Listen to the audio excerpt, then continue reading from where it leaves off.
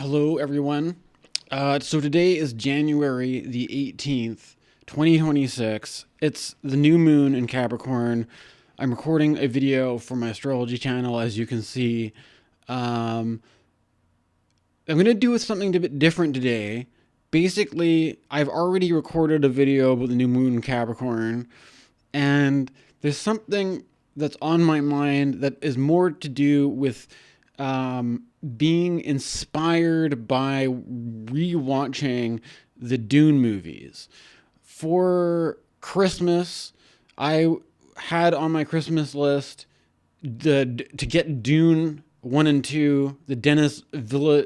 How do you say his name? Denis Villeneuve, or however you say his name. The new Dune movies. I rewatched them, and I have to admit that, first of all, while I read Dune as a teenager in high school, I have never, I haven't, I'm not, I haven't read the whole series of Dune novels. I'm not really, what I tend to do rather than reading those kinds of books is that I tend to read books by Carl Jung, such as Memories, Dreams, Reflections, and I've been working on this for a while, and it started to sort of like the stuff that I've been reading in this book and what is in the new Dune movie started to sort of coalesce together in my mind. Obviously, also, perhaps there's the influence of certain stressful things in current events, such as the conflict with America and NATO over Greenland, with Donald Trump wanting to acquire Greenland as a hostile takeover, and the recent aggressive moves on Venezuela against Maduro and stuff like that. It feels like, and also, of course, with the Epstein files, without lingering too long on that for this video, it is pretty clear that we are in a situation where the story of Dune is represented where you've got the politics between the houses of certain powerful dynasties of families, and there's something kind of as a representation in Dune of this violence that just treats people like disposable objects, or that the emperor is the Harkonnens will just kill people mercilessly, frivolously, for no reason, just to remind everybody of the power hierarchy that they inhabit, basically, right? And the idea, basically, of a progress political progress in terms of liberty, freedom, democracy, all this kind of stuff, is essentially liberation from that kind of tyranny. But it's kind of clear. It seems clear to me that the representation in the art of this kind of violence is basically like kind of like a canary in a coal mine, or at least trying to ring the alarm about something that is actually real and prevalent in the culture. And I think that there are certain stylistic choices that are made. For example, the way that it's interesting, for one thing. The Jodorowsky Dune movie that never got made was going to have Orson Welles as the Emperor, and it was going to have, I think it was going to have Mick Jagger as the psychotic Harkonnen prince or whatever, that is the champion that they have to fight in a hand-to-hand combat at the end of the movie, right? In the original Jodorowsky concept, that generated the art side. Like there's a certain visual reference back to the Jodorowsky concept that had H.R. Geiger and all this kind of stuff. They wanted to get Mick Jagger to be the Harkonnen that was the bloodthirsty killer, right? So what does that say about that choice of Mick Jagger specifically, and that now Mick Jagger is in the Epstein files, right? And I honestly, I don't know what to think. I'm going to admit that I'm a fan of the Rolling Stones. I'm a fan of the Beatles. I'm a fan of The Clash. I'm a fan of a lot of rock music. I'm a fan of a lot of pop culture. And if like, what are they trying, what was Jodorowsky trying to say with that casting decision, right? And that there's some kind of thing is then we have in the David Lynch version that came in the 80s that people didn't like very much. It nevertheless had its strengths, but they had Sting playing that role, another rock star. You see what I'm saying? And there's some kind of thing too with like there's a certain inherent, I guess that you could say that Pink Floyd was kind of playing with this with The Wall of like, what happens? Is there a danger of the rock star becoming like the fascist personality, right? And that the thing is like, there's some kind of, in Dune, you've got this thing where Paul Atreides, after taking the spice elixir or whatever it is, the water of life, he realizes that he's actually a Harkonnen, right? And it's sort of like, if you're looking at what happened in the 60s with people like Mick Jagger, with David Bowie, with all these kind of things, it's like these people that at some point in time in their psychedelic trip, they may realize that they aren't the Fremen, they're actually the Harkonnens, right? And that there's some kind of complicity within the Harkonnen imperial structure that puts these people as the heroes or whatever, and that we have a basic like pop culture system where if you want to be powerful and rich and successful, you have to become basically icons of the culture and so it's like you are essentially doomed to making like Station to Station album if you're David Bowie, right? Or making The Wall if you're Pink Floyd. It's like this kind of like terminal endpoint of a creative person in that culture. You have to confront that. You have to either make your The Wall album, you have to make your Station to Station album, and you have to confront the fact that you are basically just a fascist pig with the rest of them and benefiting off that system, basically, right?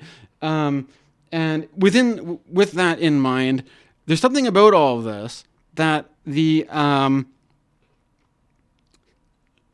you think about Dune at this particular moment right now, there's a number of reasons, and also tying it with astrology, there's different places you could go with it. One of them being, if you looked at the time when Dune, the book, was originally written, it was 1965 when this book came out.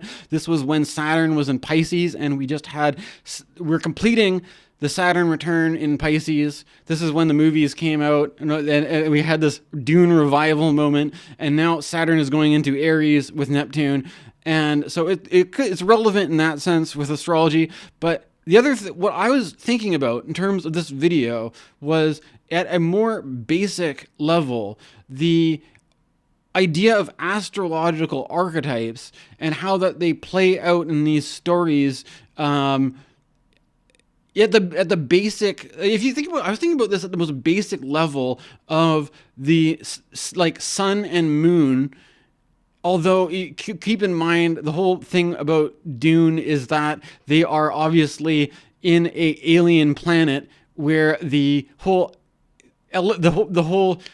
alien planets where this story takes place have a whole different kind of solar system and all that kind of stuff. But I'm at the very, very basic building blocks of when you think about the sun and the moon, light and darkness, and they have these basic astrological principles of spirit and fortune, and that spirit is more solar and fortune is more lunar, right? And there's this idea, or the idea of the dualism of mind and body, basically, right?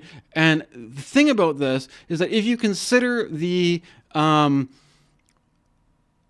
if you consider the story of Dune is that it's set in the far future after the AI thing has come and gone and been banned, right? So saying that this is where you have the idea of the dualism between mind and body. Yeah, and of course there would be all kinds of people that want to not play into that kind of mind-body dualism. But for a second, let's just go with it, okay? That there's if the moon represents the body or the emotions, or this kind of stuff, and the sun is this sort of solar mind kind of thing, this idea that if you are able to transcend the limitations of the body and fully actualize the mind, then this can give you basically, the thing is, if the mastery over the body is this thing that basically stretches stretches this whole thing to the limit where you are taken from your normal, comfortable home, and put out in the fringes in some desert planet. The basic thing was when you have the balance between sun and moon, and the solar principle becomes so strong that it's not about like artificial intelligence or AGI. It's past that. You surpass artificial intelligence and AGI to the point where you have to ban that, move beyond it, basically, right? And so that the mind, and then they have these people like mentats where their minds become so sophisticated that they become like computers, right?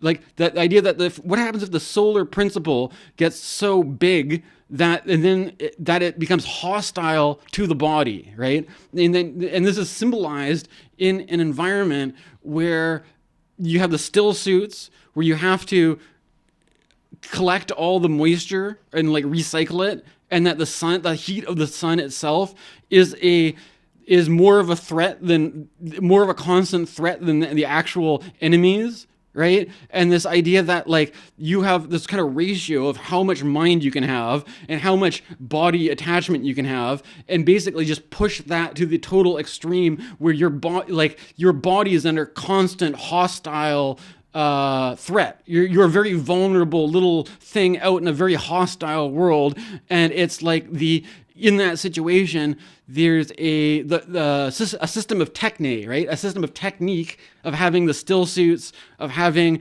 the way you camp in the desert, of the way of the thumpers to avoid the sandworms, all this kind of stuff, that there is a very sophisticated regime of technique to survive these situations, right?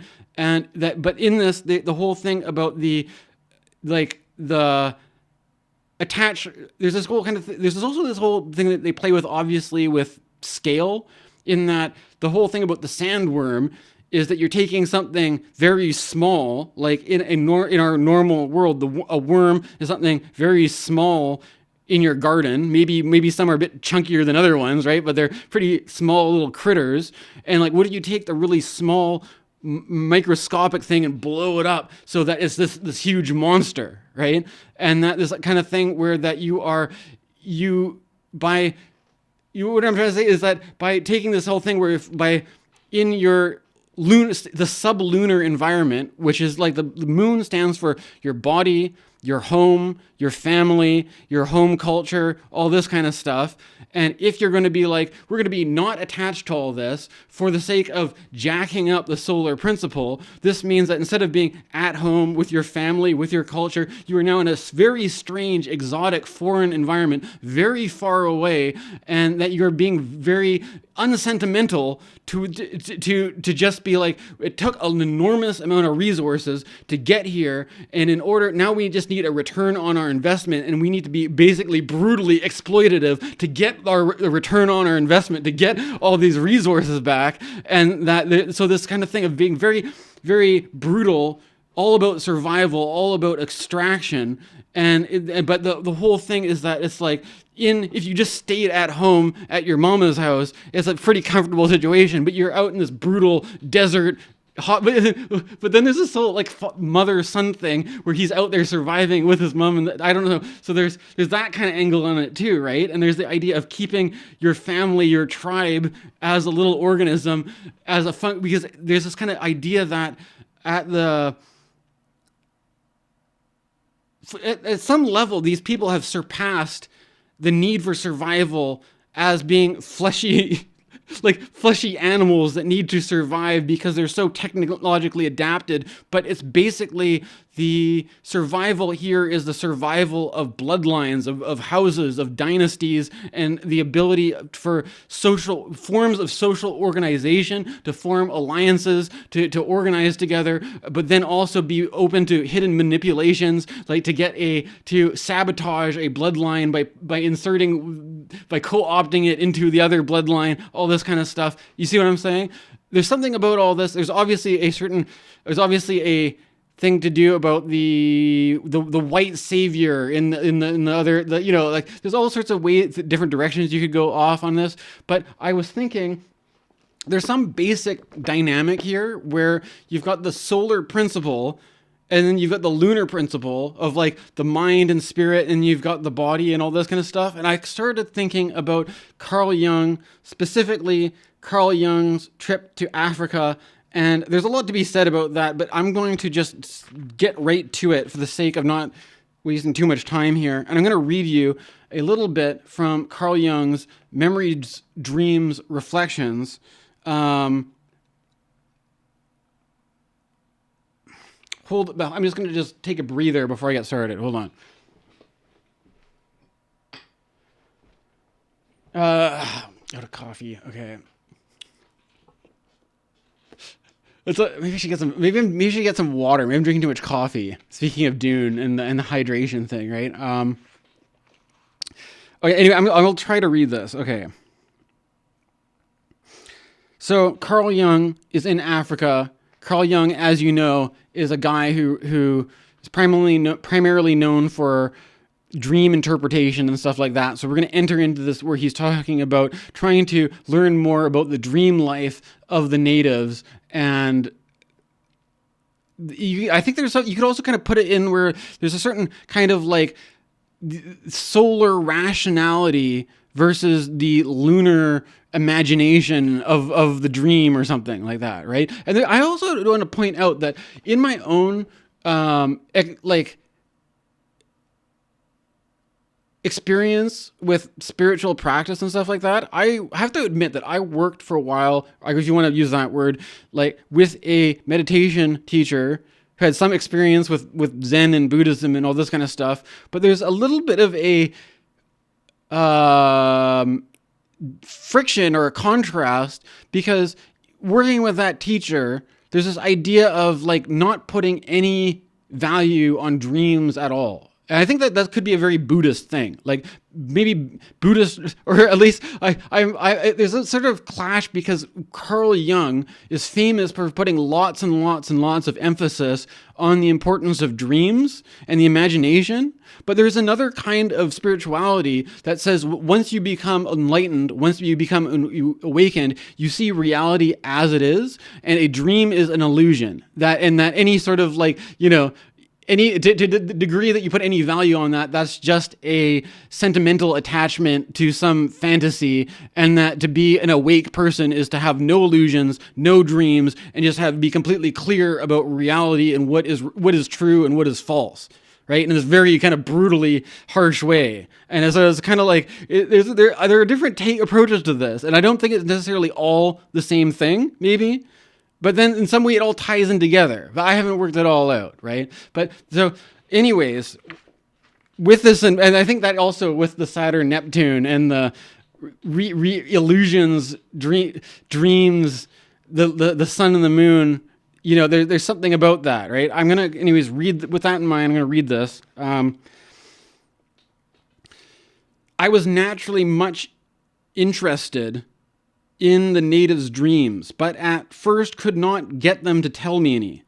I offered small rewards, cigarettes, matches, safety pins, and such things which they were eager to have, but nothing helped. I could never completely explain their shyness about telling dreams. I suspect the reason was fear and distrust. It is well known that Negroes are afraid of being photographed. They fear that anyone who takes a picture of them is robbing them of their soul, and perhaps they likewise fear that harm may come to them from anyone who has knowledge of their dreams. This, incidentally, did not apply to our boys, who were coastal Somalis and Swahilis. They had an Arab dream book, which they daily consulted during the trek. If they were in doubt about an interpretation, they would actually come to me for advice. They termed me a man of the book because of my knowledge in the Quran. To their minds, I was a disguised Mohammedan. One time, we had a palaver with the Liban, an old medicine man. He appeared in a splendid cloak made of the skins of blue monkeys, a valuable article of display. When I asked him about his dreams, he answered with tears in his eyes. In the old days, the Libons had dreams and knew whether there is war or sickness, or whether rain comes, or where the herds should be driven. His grandfather, too, had still dreamed. But since the whites were in Africa, he said, no one had dreams anymore. Dreams were no longer needed because now the English knew everything. His reply showed me that the medicine man had lost his raison d'etre. The divine voice which counseled the tribe was no longer needed because the English know better. Formerly, the medicine man had negotiated with the gods or the power of destiny and had advised his people. He exerted great influence, just as in ancient Greece, the word of the Pythia possessed the highest authority. Now the medicine man's authority was replaced by that of the DC. The value of life now lay wholly in this world, and it seemed to me only a question of time and of vitality of the black race before the Negroes would become conscious of the importance of physical power. Far from being an imposing personality, our Libon was only somewhat tearful old gentleman. He was the living embodiment of the spreading disintegration of an undetermined, outmoded, unrestorable world. On numerous occasions, I brought the conversation around to the noumena, especially to rites and ceremonies. Concerning these, I had only a single piece of advice, or a single piece of evidence. In front of an empty hut, in the middle of a busy village street, I had seen a carefully swept spot several yards in diameter. In the center lay a cowrie belt, arm and ankle rings, earrings, the shards of all sorts of pots, and a digging stick. All that we were able to learn about this was the fact that a woman had died in this hut. Nothing whatsoever was said about a funeral. In the palaver, the people assured me with considerable emphasis that their neighbors to the west were bad people. If somebody died there, the next village was informed, and in the evening the body was brought to the midpoint between the two villages. From the other side, presents of various sorts were brought to the same spot, and in the morning the corpse was no longer there. It was plainly insinuated that the other village devoured the dead. Such things never happened among the Elegoni, they said. To be sure, their dead were laid out in the bush, where the hyenas took care of them in the course of the night. In point in fact, we never found any signs of burial of the dead. I was informed, however, that when a man dies, his body is placed on the floor in the middle of the hut. The Libon walks around the body, sprinkling milk from a bowl to the floor, murmuring, Ayek adista, ahista ayek. I knew the meaning of these words from a memorable palaver that had taken place earlier. In the end of the palaver, the old man had suddenly exclaimed, in the morning, when the sun comes, we go out of the huts, spit in our hands, and hold them up to the sun. I had him show me the ceremony and describe it exactly. They held their hands in front of their mouths, spat or blew vigorously, and turned the palms upward toward the sun. I asked what this meant, and they blew or spat into their hands. My questioning was in vain. We've always done it, they said. It was impossible to obtain any explanation, and I realized what they actually knew, only that they did it, not what they were doing. They themselves saw no meaning in this action, but we too perform ceremonies without realizing what we are doing, such as lighting Christmas tree candles, hiding Easter eggs, etc. The old man said that this was the true religion of all peoples, that all Keverondos, all Buganda, all tribes, as far as the eye could see from the mountain and endlessly farther, worshipped at Adista, that is, the sun at the moment of rising. Only then was the sun Mungu, God, the first delicate golden crescent of the new moon in the purple of the western sky was also God, but only at that time, otherwise not. Evidently, the meaning of the Elgoni ceremony was that an offering was being made to the sun divinity at the moment of its rising. If the gift was spittle, it was the substance which, in the view of the primitives, contains the personal mana, the power of healing, magic, and life. If it was breath, then it was roho, Arabic, roach, Hebrew, roach, Greek, pneuma, wind and spirit. The act was therefore saying, I offer to God my living soul. It was a wordless, acted out prayer, which might equally well be rendered, Lord, into thy hands I commend my spirit. Beside Adista and Elgoni, we were further informed also venerate Ayik, a spirit who dwells in the earth and is a Shaitan, devil. He is the creator of fear, a cold wind who lies in wait for the nocturnal traveler. The old man whistled a kind of low-key motif to convey vividly how a yik creeps through the tall, mysterious grass of the bush. In general, people asseverated that the Creator had made everything good and beautiful. He was beyond good and evil. He was Missouri, that is beautiful, and everything he did was Missouri. When I asked, but what about the wicked animals who kill your cattle? They said, the lion is good and beautiful. And your horrible diseases? They said, you lie in the sun and it is good. I was impressed by this optimism. Okay, we'll stop there.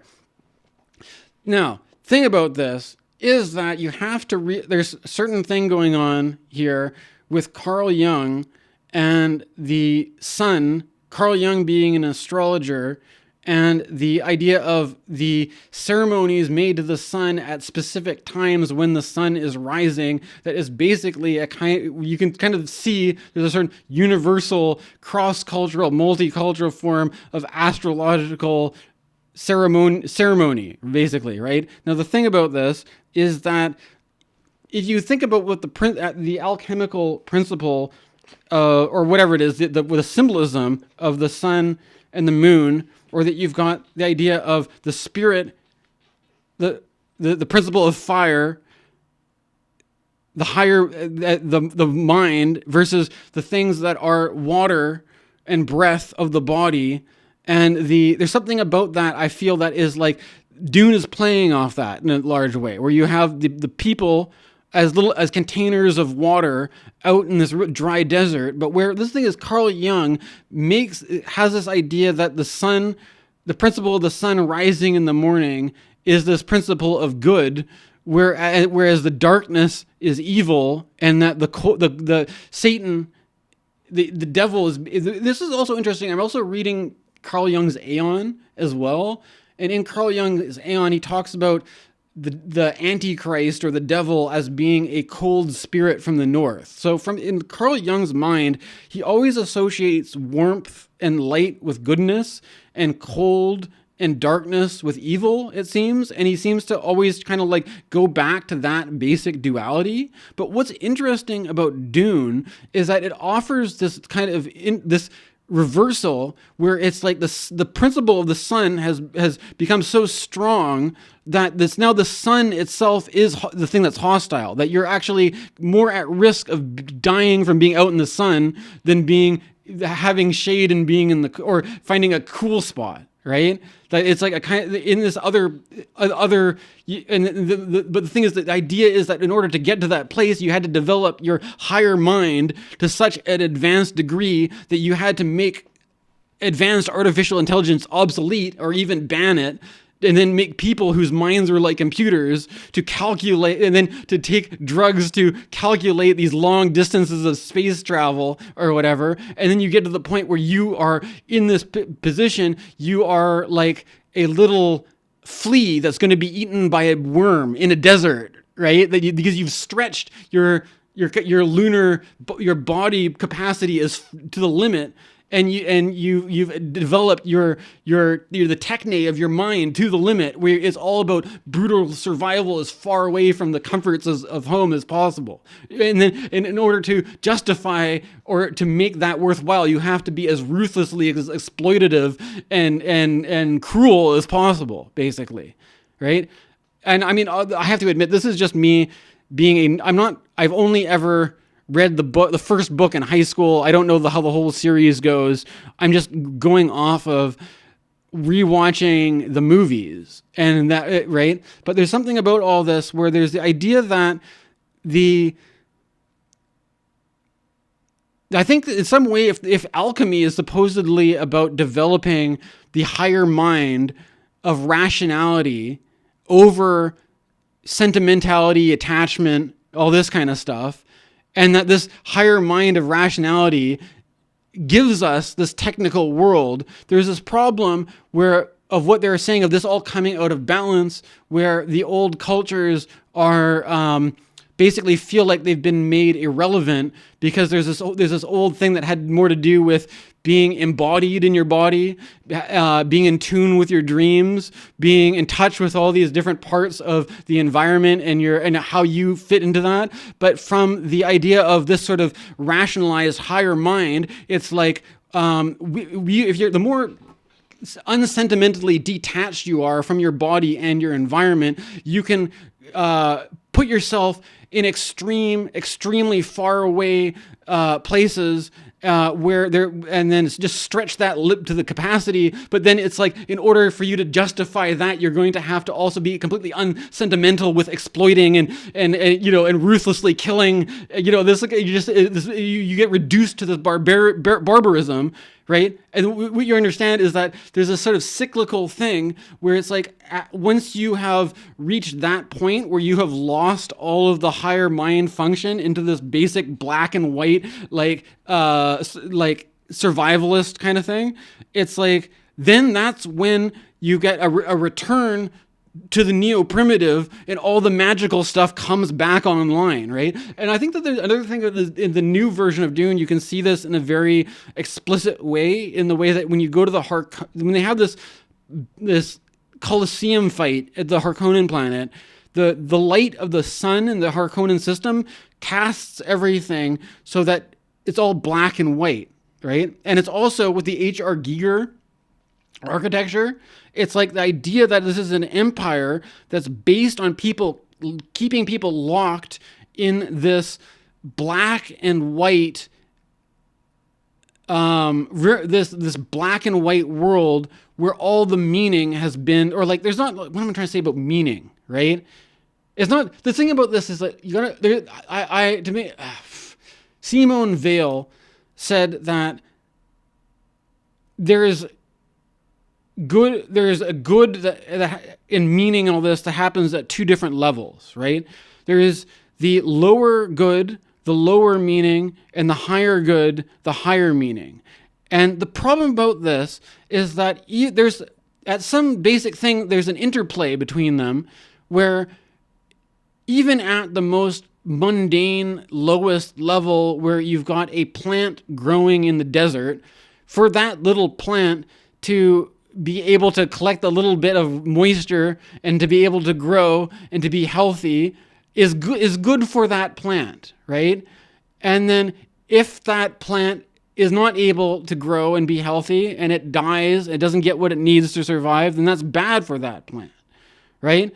Now, this is good and bad at the level of basic organisms, the most simple forms of life growing and surviving, right? Now, the thing about this is that once humanity has reached the point where we can build computers and AGI and artificial intelligence and all this kind of stuff, we're in a different domain than a little plant that's growing in the desert, right? And yet, at some level, we are still that little plant that's growing in the desert. You see what I'm saying? And it's like from the most basic survival mentality, it's like the world is a very black and white place. You either live and survive or you don't. And then everything else is a secondary concern to that, right? And so the thing about this is that from the idea of the colonial oppression or whatever, is that you've got a whole group of the idea is that in the sun, in the daylight,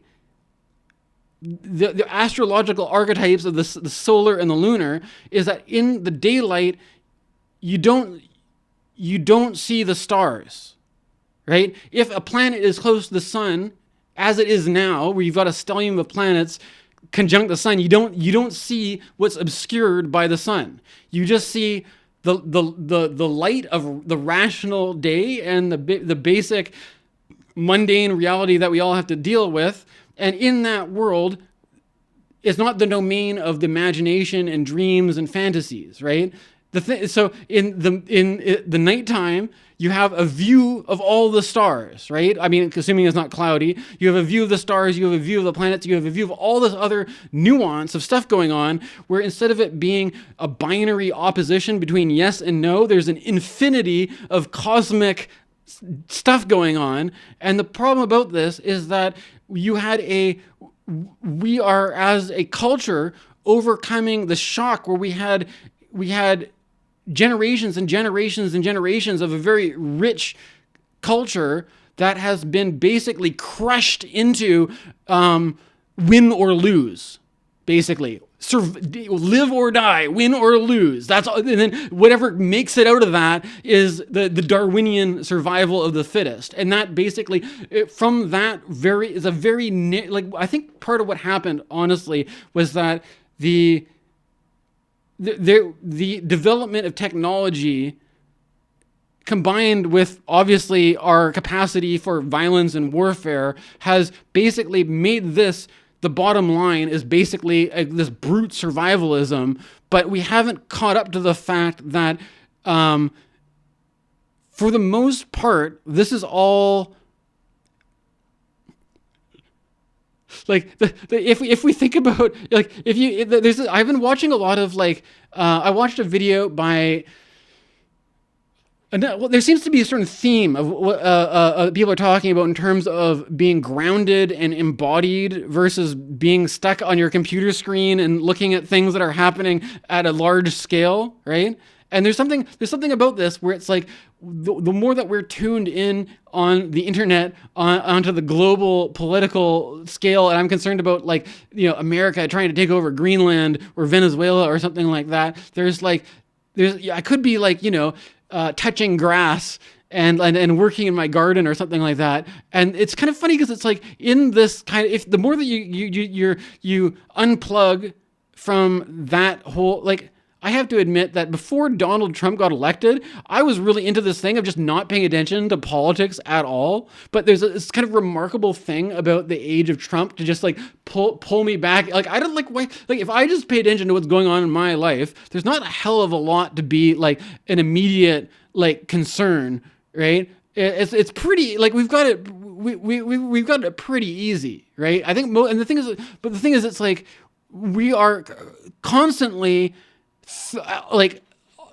threatened in this hyper-vigilant way by this thing that's operating at a much larger scale than us, right? Where we are little critters, like ants, like little bugs or whatever, and that it's at this level. I think it was great. The Dune thing makes sense of this because there's in the end of the at the very end of the first Dune movie, they've got Paul and his mother, Jessica, I guess her name is, with the Fremen, and after the Harkonnens have attacked and scattered everybody, and she's trying to make a deal with the Fremen that if you can get us to a spaceship, get us off this planet, get us back to our home world, then we're really rich and powerful, we can bargain with it. It's they're like, lady, you're talking about this huge scale, we're talking on this scale where we what's more valuable to us is the moisture that's in your body, let alone you making us a deal to do space travel, right? And so this kind of thing where it's you've got these, if you are actually embodied in your actual day-to-day life, you've got a whole other set of priorities in which people could be offering you a whole goddamn fucking empire, but it doesn't really fucking matter to you at the actual grounded, embodied level of what what matters to you at that level, right? So it's it doesn't. We've got this whole kind of mix-up where it's we at this bigger level, we are there's all this aggression happening at one level, but I don't know, I'm a Canadian. I'm not, nobody is gonna, I'm a white Canadian guy. If I was a brown person in USA, it would be, I would feel much more threatened at this bodily level, right? What's more important is that basic, you've got all these people that are squished into that we are just ants in the desert trying to survive, versus the people that are like, it's going to take a lot of energy to go to this desert, so we got to fucking make those little worker ants work their asses off to make it worthwhile. You know what I'm trying to say? And to this whole point where even though we're not using the system to make or if we use the system to make our bodily embodied lives better and more, we are accused of being indulgent, lazy, whereas we're under this constant pressure to work our asses off to fuel this empire that is completely just at a completely different scale that doesn't have any fucking relevance to our, if we just turned our computers off, it may as well not exist, kind of thing, right? And so it's kind of like so when they're talking about desert power, some kind of like, there seems to be a trend where people are, why don't we focus on this level of like play the ant game at the ant level rather than trying to zoom out to the level of space travel and intergalactic empires, right? Like why don't let's get small, let's get little, let's go microscopic rather than macroscopic. Go for the micropolitics. If y'all Deluso Guitarians can see what I'm saying, right? All right, thanks for watching.